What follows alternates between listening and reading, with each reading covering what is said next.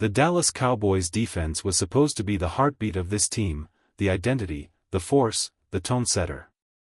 On paper, it makes perfect sense. Elite edge rushers. Physical safeties. Depth at corner. Speed at linebacker. This defense should strike fear every single snap. But what we're seeing on the field feels nothing like that. Not because the players don't have the talent, they absolutely do. The problem is identity. The problem is how this defense is being coached. These players aren't being asked to do what they excel at. They're being forced into roles that don't match who they are. Take Donovan Wilson, for example. This is a guy who thrives near the line of scrimmage, attacking, blitzing, hitting, hunting the ball. That's where he built his reputation. That's why he earned his contract. But instead, he's being used as a deep coverage safety, isolated and responsible for huge amounts of field. That's not playing to his strengths, that's neutralizing them. And decisions like that lead to blown coverages, hesitation, and avoidable big plays. And listen, before we go deeper, don't forget to subscribe to the channel, like the video, and share it with your friends. And of course, hit that bell icon so you never miss any of our updates. This community grows because of you, and we're just getting started. Now, back to the field. This issue isn't limited to one player. It's a pattern. Across the defense. Guys are being put into systems that don't highlight their strengths, because the scheme is being treated as more important than the athletes running it. But here's what makes this situation even more frustrating: when the Cowboys actually play to their strengths, the entire defense transforms. Look at the game where Dallas ran 47% man coverage against Washington. Suddenly, the defense looked aggressive, fast, confident, and dangerous. They looked like the defense fans were promised. Not because the talent changed. Not because they added anyone new. But because the players were finally allowed to be who they really are. This defense does not need a rebuild. They do not need new stars. The talent is already here, right now. What they need is simple: a coach willing to stop forcing the scheme, and start trusting his players. Because when the Cowboys play to their identity, they're not just good. They're terrifying. And that's the heartbreaking part. The potential is already in the building. The only question now is whether this coaching staff will allow this defense to become what it's capable of being. When you look at this roster, it's clear what this defense is built to be. The Cowboys have multiple starting-level safeties, corners who can press and challenge receivers, linebackers with range and burst, and defensive ends who can tear apart pockets without needing extra help. This isn't a defense built to sit back and react. This is a defense built to attack. They were constructed for man coverage, physical play, disruption, and controlled chaos, a style that hits first and asks questions later. But instead, too often, the scheme forces them into soft zones, where they're asked to wait instead of trigger. It turns fast athletes into stationary spectators. And that's where the problems begin. Slow starts. Missed assignments. Big plays given away, not because of a lack of talent, but because the players are being held back from who they are. And yes, we have to talk about Donovan Wilson again, because he is the clearest example. Wilson is a tone setter, a box safety built to hunt the ball. When he is near the line, he plays fast, instinctive, and violent. He reads the quarterback. He collapses running lanes. He blitzes with purpose. That's where he changes games. But when he is forced into a deep middle role, covering massive amounts of field, everything that makes him effective gets taken away. Not because he's a bad player, because that role does not match his skill set. And what happens when you misplace a player like that? The player looks worse than they really are. The defense loses one of its most impactful weapons. That is exactly what we've seen. Chunk plays allowed. Missed leverage. Fewer big hits. Not because the effort isn't there, but because the role is wrong.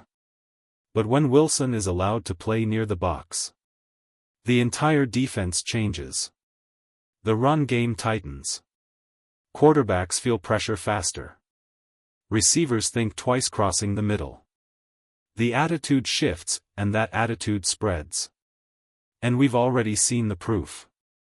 When Dallas leaned into man coverage and brought Wilson closer to the line, the defense instantly looked faster, more confident, and more decisive. Not by adding new players, but by letting the ones already here be who they are. This is not a roster problem. This is not a talent problem. This is a coaching decision. Because when the philosophy finally matches the identity of the players on the field, this defense won't just be good, it will be dangerous. Donovan Wilson isn't the issue. The issue is refusing to let him be the player he was built to be. The issue isn't Donovan Wilson. The issue is how he's being used. And that same problem stretches across the entire Dallas Cowboys defense. Because when you look at this roster on paper, it's obvious, talent is not the problem. This team has playmakers everywhere. Start with the cornerbacks. Trayvon Diggs, one of the best ball hawks in the league, a turnover machine when allowed to play aggressively. Darren Bland, a historic pick-six threat, a natural man coverage defender with elite instincts.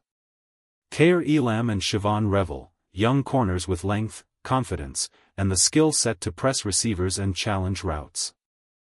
This secondary is built for man coverage, for physical battles, for taking away space, not sitting back in soft zones waiting for the offense to dictate the play.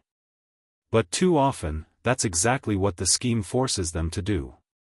Instead of letting these corners use their instincts and physicality, the defense puts them in positions where hesitation replaces aggression. And when defenders hesitate, the offense wins. The story continues at linebacker. Dallas finally has speed, depth, and versatility at a position that used to be thin.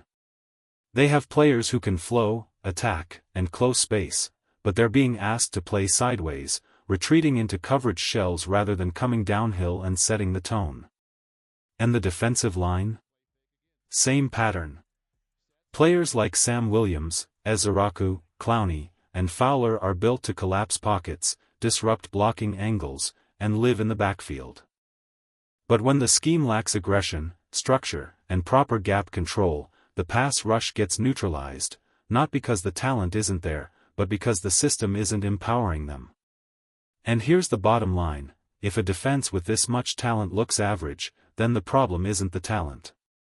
It's the coaching. Great coaching adapts to the players. Poor coaching forces players to adapt to a rigid system, and then blames execution when it fails. We already saw the proof. When the Cowboys shifted into more man coverage recently, the defense immediately became faster, sharper, more confident.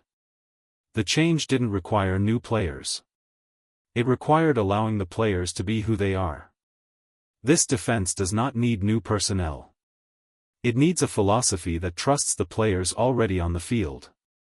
And that brings us to the most heated topic in Dallas right now, the Micah Parsons trade debate. Micah isn't just talented, he's generational. His speed, his first step, his ability to ruin entire game plans, these are traits you don't replace. When he lines up at edge, he takes over games. When he moves around the formation, quarterbacks feel pressure before the ball is even snapped. So why is his name being discussed in trade rumors? Not because he's declining. Not because he's difficult. Not because he lacks value. But because the Cowboys don't have a defensive identity built around him. Instead of giving Micah a defined role and constructing the defense to enhance what he does best, the team keeps moving him around, asking him to erase every problem, fix every mistake, and carry the entire unit. No player, not even a generational one, can do that alone. So some fans and analysts have started asking the big, emotional question: if the team refuses to build the defense around him, should they trade him for a massive return and start over? Because Micah could bring multiple high draft picks, the kind of haul that reshapes a franchise if used correctly. And that's what makes this conversation so intense, this is no longer just about Micah Parsons. It's about the direction of the Dallas Cowboys defense. Are they building an identity? Or are they just hoping talent alone will solve the problems? There are two sides to the Micah Parsons debate, and both are fueled by passion. On one side, people argue that Micah is the type of player you rebuild around, not a player you ever let go. Guys with his explosiveness, his closing speed, his instincts, they don't come around often. If you trade a player like Micah, you could wait 10 years and never find another one. And the moment he lands in a defense with a strong identity and a clear role, he could instantly become the defensive player of the year. That is the kind of talent we're talking about. So the real question isn't, should the Cowboys trade Micah Parsons? The real question is, do the Cowboys have the coaching vision to unlock him? Because if Dallas commits to a real defensive structure, if they define his role and build the system around what he does best, Micah becomes the core of a championship-caliber defense. But if they don't, the trade conversation will only grow louder. This debate goes far beyond strategy, it defines the identity of the defense. When Micah entered the league, he was a true hybrid. A linebacker who could play sideline to sideline, chase down running backs, spy mobile quarterbacks, and blitz from unpredictable angles. He was chaos personified, in the best way. Then injuries hit the defensive line. Micah was moved to the edge. And the league saw what happened next. His get-off. His bend. His ability to flatten around the corner. He immediately became one of the most dangerous pass rushers in football. But there's a trade-off, and it's a big one. When Micah plays full-time at defensive end, the pass rush becomes elite. Quarterbacks panic. The offense is on the clock every snap. But the second level of the defense suffers. The run defense softens. Short passes become easier. The middle of the field loses its tone setter. On the other hand, when Micah plays mostly linebacker, he influences more of the field. The defense becomes harder to predict. Misdirection and scrambling quarterbacks are controlled. But his pass rush opportunities drop. And taking away Micah's pass rush is like taking the batteries out of an explosive playmaker. So the answer isn't choosing linebacker or edge. The answer is structure. Great defenses don't improvise Micah's role week to week. They build around him, the same way early Denver built around Von Miller. The same way Pittsburgh built around Troy Polamalu. The same way Baltimore built around Ray Lewis. Micah Parsons shouldn't be used as the solution to every weakness. He should be the centerpiece of a defense with a clear identity. He is not just a great player. He is a once-in-a-generation force. Players like him don't just make plays, they change games. But right now, the Cowboys are asking him to do everything, everywhere, all at once. And when a player's role is shifting constantly, even greatness becomes inconsistent, not because of effort, but because the structure around him isn't elevating him. Micah Parsons doesn't need to be saved. He needs to be maximized. And that starts with a defensive vision that knows exactly what he is, not just a linebacker. Not just a defensive end. But the identity of this defense. He is chaos in human form. Micah Parsons is the kind of defender who changes the geometry of the field. A quarterback can have a clean pocket, perfect protection, perfect rhythm, and one step from Micah turns it all to panic. Running backs feel him before they see him. Offensive lines prepare for him, and still fail. But fear alone does not win football games. Strategy does. When you look at legendary defensive cornerstones, Reggie White, Lawrence Taylor, Von Miller, Aaron Donald, their teams didn't simply plug them into the system. They built the system around them. They designed every angle, every stunt, every front to maximize their ability to dominate. Dallas? They're doing the opposite. They are using Micah Parsons as the emergency patch, not the blueprint. They're asking him to fix scheme issues, coverage breakdowns, and poor tackling, instead of unleashing him exactly where he is most destructive. If you love NFL breakdowns, make sure to subscribe, hit the like button, comment your thoughts, and turn on the notification bell so you never miss a new upload. Let's keep building this football community. Back to Micah. This is like having a Ferrari and using it to pull a trailer. Sure, it can do it, but that's not what it was built for. Micah Parsons should not be the patch. He should be the foundation. A player like this can reshape a franchise, if the franchise understands how to use him. Offense versus defense, Dallas meets Denver. This matchup is more than just another game. Dallas is traveling into Denver, and the altitude, atmosphere, and energy matter. Dallas comes in with one of the league's most explosive offenses. Dak Prescott is playing confident, the passing game looks sharp, and they have the ability to stretch the field.